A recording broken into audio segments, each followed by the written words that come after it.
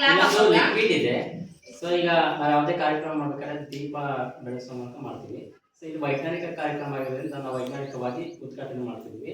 So ಇಲ್ಲೊಂದು liquid ಇದೆ, ನಿಮ್ಗೆ ಕಾಣಿಸಿದೆ, ನೀರ್ ತರ, ವಾಟರ್ ತರ ಕಾಣಿಸ್ತಿದೆ ಅಲ್ವಾ? ಏನಂತ ಆಮೇಲೆ ಹೇಳ್ತೀನಿ. ಸೊ ಇಲ್ಲೊಂದು ಏನೋ ಒಂದು ಬ್ಲ್ಯಾಕ್ ಪುಡಿ ತರ ಕಾಣಿಸ್ತಿದೆ ಅಲ್ವಾ, ಇಡ್ಲಿ ತರ. ಸೊ ಅದರಿಂದ ದೀಪ ನಾವು ಬೆಳೆಸ್ತೀವಿ. ಸೊ ಅಬ್ಸರ್ವ್ ಮಾಡಿ. ನೋಡಿ, ವಿಜ್ಞಾನ ಅಂದ್ರೆ ಏನು ಅನ್ನೋದು ಈಗ ಗೊತ್ತಾಗುತ್ತೆ.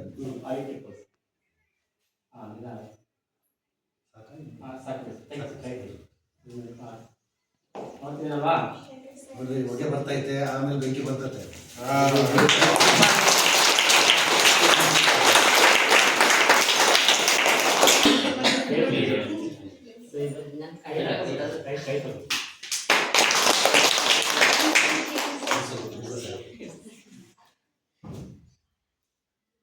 ವಿಜ್ಞಾನಿಗಳು ವಿಜ್ಞಾನದಲ್ಲಿ ಏನೆಲ್ಲ ಆವಿಷ್ಕಾರ ಮಾಡ್ತಾರೆ ಅನ್ನೋದಕ್ಕೆ ಉದಾಹರಣೆ ಸಣ್ಣದಾಗಿದ್ದು ನೋಡಿ.